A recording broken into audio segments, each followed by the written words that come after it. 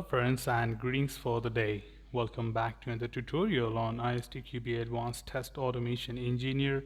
We are getting started with chapter 7 here, and we'll be having two components to be understood as a part of this chapter: 7.1 verifying automated test environment components, and 2 verifying the automated test suites. So in this tutorial we're getting started with the first one, that is 7.1 verifying automated test environment components, and this is the part 1 of this tutorial. We talk about various components of the automated solutions. Like when you talk about an automated tool being installed, there are several considerations with respect to the components which are related to the automated solutions. So we will be talking about several parameters which you can see here as a part of the components when it comes to the automated test environment. The first thing here is test tool installation, setup, configuration, and customization. Now, when generally you talk about installation, of course, installation plays a vital role. What kind of installation will you have? Several organizations have a local installation on each machine, or may probably have a centralized installation as well, where centralized installation is having a lot of advantages compared to the local installation, because any kind of configuration, any kind of setup can be done right from there.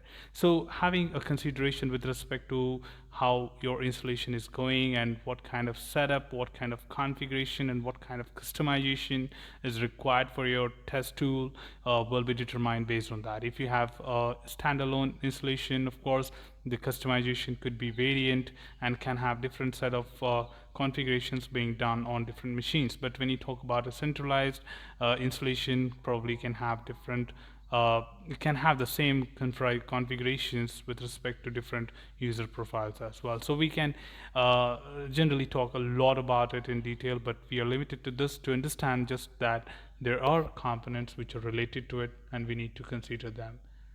The next thing is about test script with known passes and failures. You might have a regression suite which you have been executing earlier with respect to manual or maybe another tool, and you know that these are the tests which generally passes and these are the tests which failed in previous executions.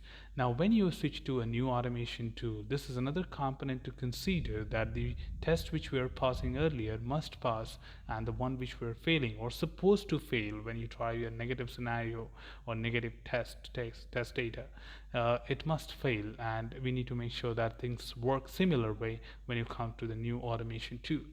But what if the things happen the other way around? The test which we were passing earlier fails now, and the one which we're failing is passing. So we need to make sure that the test cases are still working the same way before deploying the things within the organization, and making sure that the tools and the tests are giving the same results which we were expecting to happen. In further continuation to this topic, we're talking about the next parameter or component is repeatability in setup or tear down of the test environment. Setting up may have a different environment required. When you generally talk about installing software, it could be on the systems or servers as we spoke earlier. So having what kind of configuration, what kind of environment would be required for the particular server or maybe the different machines would be one of the concerns. And also when you talk about how will be the information being uploaded or degraded or downloaded, which we generally call it as tear down, would happen. When you talk about softwares being installed on a server, the updates can be done centralized way. You can update at one particular place, and every other component can have a client pop up, and the installations can be or updates can be taken effect. But when you talk about the systems installation, that is standalone installation, probably would take more effort of yours to implement the same. Configuration of the test environment and components. So it is really important excuse me, it is really important for you to determine what kind of components are generally required with respect to tests. Now when talking about the additional components, additional libraries, or say additional set of test data, or any kind of connection with external database would be required to be set up. So it's really important to determine what kind of environment you're installing, to what kind of connections, or what kind of additional external bodies are required to be related to your automation solution is another important aspect. So understanding and documenting that requirement could be the best way to manage them well.